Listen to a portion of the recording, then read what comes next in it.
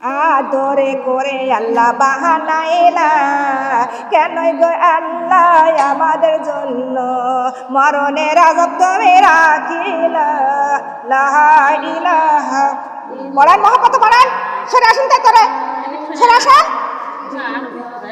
কালিমা লা ইলাহা আল্লাহর বান্দা নবীর উম্মত আল্লাহর বান্দা নবীর উম্মত আদর করে আল্লাহ বাহানাইলা কেনই গো আল্লাহ আমাদের জন্য মরণের আযাব তুমি রাখিলা লা ইলাহা ইল্লাল্লাহ কালিমা লা ইলাহা মরণের আযাব বড় আযাব মরণের আযাব বড় আযাব সইতে নাহি আমরা পারিব লা ইলাহা কালিমা লা ইলাহা মরণের আযাবে মরণের আযাবে পা জড়ে যাবে আমার ভাঙ্গিয়া কালিমা লা ইলাহা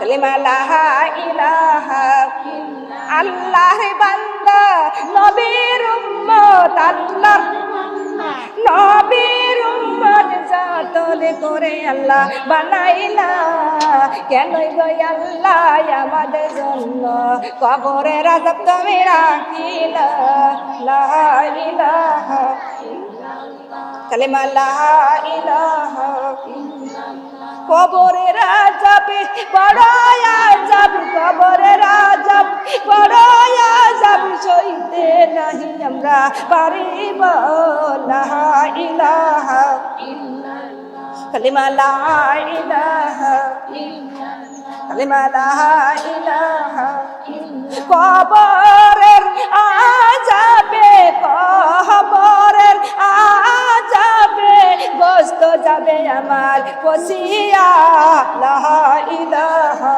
ইল্লাল্লাহ কালিমা লা ইলাহা কবরের আযাবে কবরের আযাবে গোশত যাবে আমার খসিয়া লা ইলাহা কালিমা লা ইলাহা আল্লাহর বান্দা নবীর উম্মত আল্লাহর বান্দা নবীর উম্মত যতন করে আল্লাহ বানাইলা কেনই বা আল্লাহ আমাদের জন্য হাসরের আযাব তুমি রাখিলা লা ইলাহা কালিমা লা ইলাহা হাসরের আযাব বড় আযাব হাসরের আযাব বড় আযাব সইতে নাহি আমরা পারিব লা ইলাহা কালিমা এটা সরে আসুন তাই তো কালিমা লা ইলাহা কালিমা লা ইলাহা হাসরের আযাবে হাসরের আযাবে সরে যাবে আমার জহলিয়া লা ইলাহা কালিমা লা ইলাহা হাসরের আযাবে হাসরের আযাবে সরে যাবে আমার পুরিয়া লা ইলাহা ইল্লাল্লাহ কালিমা লা ইলাহা কালিমা লা ইলাহা ইল্লাল্লাহ মুহাম্মাদুর সাল্লাল্লাহু আলাইহি ওয়াসাল্লাম আলহামদুলিল্লাহ মাগো আমার আল্লাহ কত আদর করে যত্ন করে মানুষকে সৃষ্টি করেছেন সেই মানুষের জন্য আবার জাহান্নাম দোজখ আবার মরণের আযাব কবরের আযাব হাসরের আযাব রেখে দেন কিনা জোরে বলে হে আমার মা বোনেরা বেনামাজি হয়ে কবরে যাওয়া যাবে না বেনামাজি কবরে যাওয়ার সঙ্গে সঙ্গে দ করে আগুন জ্বলতে থাকবে ওয়াদাটা কার কথা বলেন ওই কবরের মধ্যে দাও দাও করে আগুন জ্বলতে থাকবে ওই আগুনের তাপে সারা শরীরের গোশত খসে খসে পড়ে যাবে মাগো ওই কবরে মৃত্যু হবে না জীবিত থাকবে না হাজার হাজার বার গায়ের গোস্ত খুঁজে খুঁজে পড়বে, আবার ওই জীবিত আবার করবে, আবার ওই কবরে আবারও মৃত্যু জীবিত, ওইভাবে কিয়ামত পর্যন্ত। জোরে বলে নাউজুবিল্লাহ। ওই শাস্তি দেবেন কার? কথা বলেন। বেনামাজির কবরে দাও দাও করে আগুন। 2 নম্বর আযাব, বেনামাজির কবরের মধ্যে 99টা সাপ এসে হাজির হয়ে যাবে। কয়টা সাপ? 99টা সাপ। একটা কম না, একটাও বেশি না। 99টা সাপ এসে পেছন দিয়ে বান দিয়া মনের সুখে কেটে কেটে খাবে। মাগো, যদি চিল্লা চিল্লি করো তাও কোনো লাভ। ভাই বেড়াদা কেউ কবরের মধ্যে যাইতে সাহায্য করতে, ওই কবরের খবর জানে একমাত্র আমার আল্লাহ ছাড়া কারোর জানার ক্ষমতা। কয়টা সাপ? ওই কবরের মধ্যে কোনো জানালা, কোনো দরজা, কোনো সাথী, কোনো বাতি কেউ নাই। মাগো, এই দুনিয়ার মধ্যে যদি একটা তেলা পোকাও দেখতাম, দৌড়ে আমার কোলের মধ্যে পালাইতাম। কথা বলেন। আর ওই কবরের মধ্যে 99টা সাপ। ও মা, ওই কবরের মধ্যে মাও নাই রে, বাবা নাই, কোনো আত্মস্বজন নাই, ওই কবরের মধ্যে কেউ নেই, কিন্তু কবরের মধ্যে সাহায্য কারু নেই। মাগো, কবরের মধ্যে যখন 99টা সাপ এসে পেছন দিয়ে বাঁধবে, মনের সুখে কেটে কেটে খাবে। শুধু তাই নয়, কবরের মাটি খাড়া হয়ে যাবে। বাম পাজরে চাপ দিবেন, বাম পাজরের হাড় গুঁড়ো গুঁড়ো কইরা ডান পাজরে দিয়ে দিবেন, ডান পাজরের হাড় গুঁড়ো গুঁড়ো কইরা বাম পাজরে দিয়ে দিবেন। মাগো, সারা দেহ তছনছ হয়ে যাবে। কবরের মধ্যে চিল্লা চিল্লি করলেও কোনো লাভ হবে না, কবরের মধ্যে কারোর পাবেন না। কবরের মধ্যে সাহায্যকারী একমাত্র আল্লাহ, আল্লাহ ছাড়া সাহায্যকারী কেউ থাকবে? ওই কবরের মধ্যে সাপে কাটবে এবং গোজ মারবে, মাটির সঙ্গে মিশাইয়া দিবেন। ওই কবরে ফেরেশতারা আগুনের মুগুর নিয়ে চলে আসবে। আগুনের মুগুর দিয়া যখন মাথার উপরে খাই দিবে, একটা ঘায়ে 70 গজ মাটির তলে চলে যেতে হবে। আবার হাতটা ধরবে, আবার এইভাবে খাই দিবে। কবরের মধ্যে এইভাবে ভাবে শাস্তি। মাগো, কিয়ামতের প্রথম ধাপই হলেন কবর। কথা বলেন ঠিক না বেঠিক? সাপে কাটিবে রে, গোজ মারিবে রে, কঠিন আযাব হবে বেনামাজির কবরে। সাপে কাটিবে রে, গোজ মারিবে রে, কঠিন আযাব হবে বেনামাজির কবরে। কঠিন আযাব হবে বেনামাজির কবরে।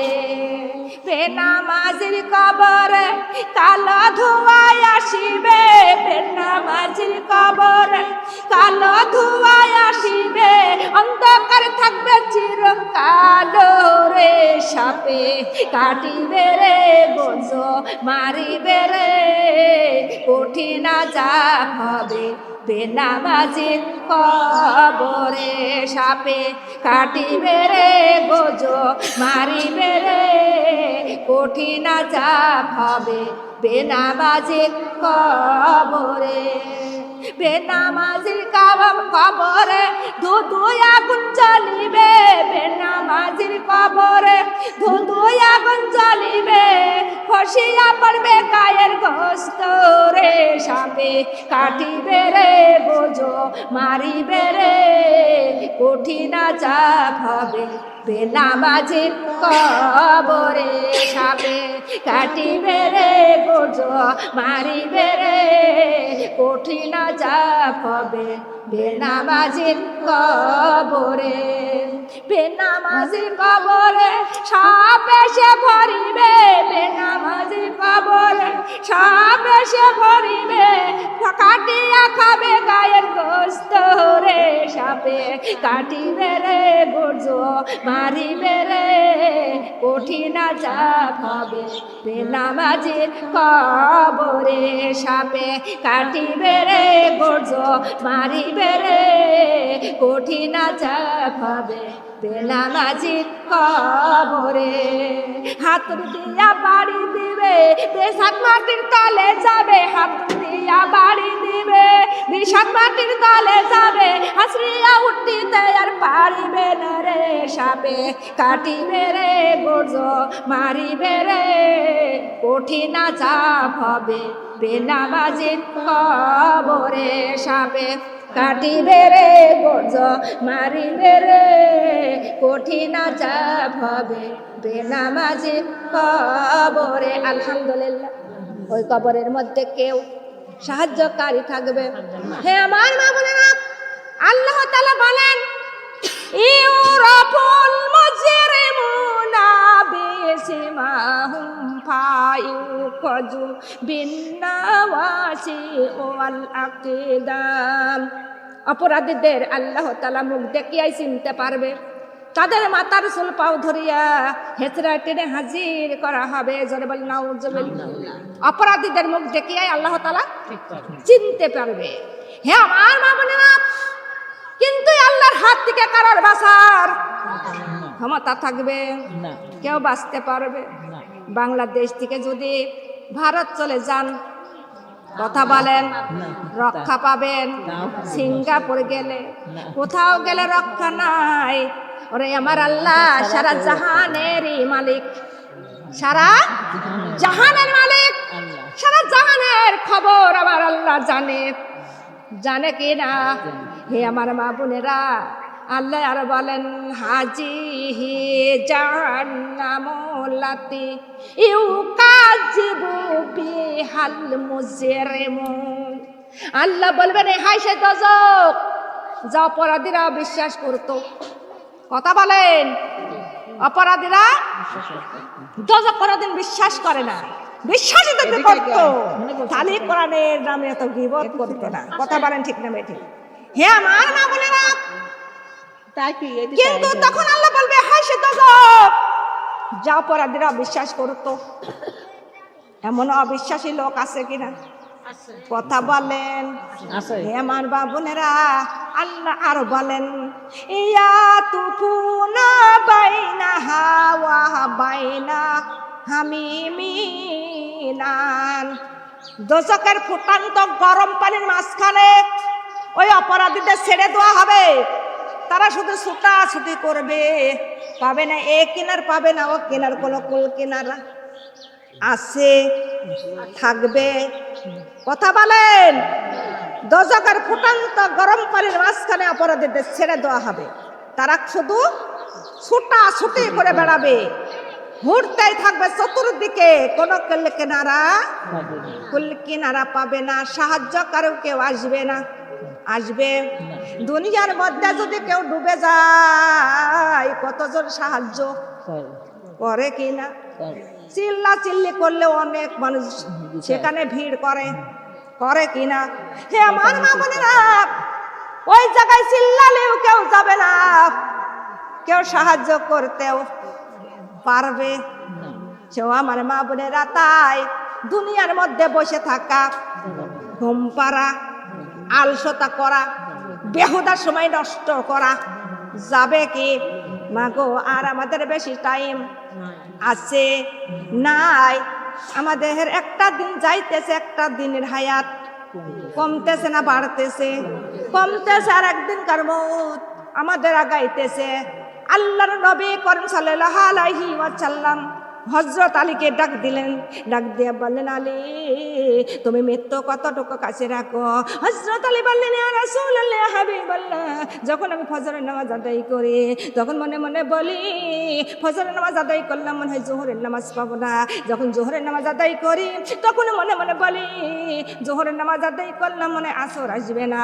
আসরের নামাজ যখন আদায় করে তখন মনে মনে বলি আসরের নামাজ আদায় করলাম মনে হয় মাগরিব আসবে না। এই রকমই আমি মতকে কাছে করি, একদম নিকটে রাখি। আল্লাহর নবী বলতেছেন, আলী নামাজের ফাঁকা আছে কিন্তু মতের কোনো ফাঁকা নাই। ডান দিকে নামাজের মধ্যে যখন ডান দিকে সালাম ফেরানো হয়, বাম দিকে সালাম ফেরানোর টাইম মউত দেয় কি? জোরে বলেন। গোসল করার টাইম, আহার করার টাইম, সফর করার টাইম, ছোট ছোট ছেলে মেয়ে বড় করার টাইম। আসার সিরিয়াল আছে, যাওয়ার কোনো সিরিয়াল আছে। হে আমার মা বোনেরা, আল্লাহর নবী হযরত আলীকে ডাক দিয়ে বলেন, আলী কোথাও যায় যদি একটা আমলের কথা শুনতে পারো সেই আমলটার সঙ্গে সঙ্গে করা শুরু করে দিও, কেননা আগামীকালের জন্য রেখে দিও না। আগামীকাল আসবে আলী, জীবনের গ্যারান্টি কেউ দিতে পারবে কি? কথা বলেন। কত লোক আছে এবার রোজা রাখলাম না আগামী সঙ্গে রাখবো, কথা বলেন না কেন? এরকম নাই? ওরে বেটা, তুই আগামী সঙ্গে আগামী বছরকে তুই একদিনকার গ্যারান্টি তোর দেওয়ার ক্ষমতা আছে? হে আমার মা জননীরা, কিন্তু আপনি তো 1 ঘন্টারও গ্যারান্টি দিতে পারবেন না, কিন্তু আগামী বছরের গ্যারান্টি কেমন করে দিলেন? ও আমার মা বোনেরা, তাই আমাদের জীবনের কোনো গ্যারান্টি নাই। আমরা কখন যেন কবরে চলে যাব, আর কবরে যাইতে না যাইতে আমাদের হিসাব শুরু হয়ে যাবে। যাবে কিনা? রমজান মাসে 30টা রোজা আল্লাহ ফরজ করেছেন। কয়টা রোজা? 30টা রোজা ফরজ করেছেন। নামাজ ফরজ, পর্দাও হলো তেমনি ফরজ। ও আমার মা বোনেরা, একটা যুবক দৌড়িয়ে এসে বললেন, আল্লাহর নবী এই দুনিয়ার চালাক আর বুদ্ধিমান লোকটাকে। আল্লাহর নবী বলতেছেন, যুবক এই দুনিয়ার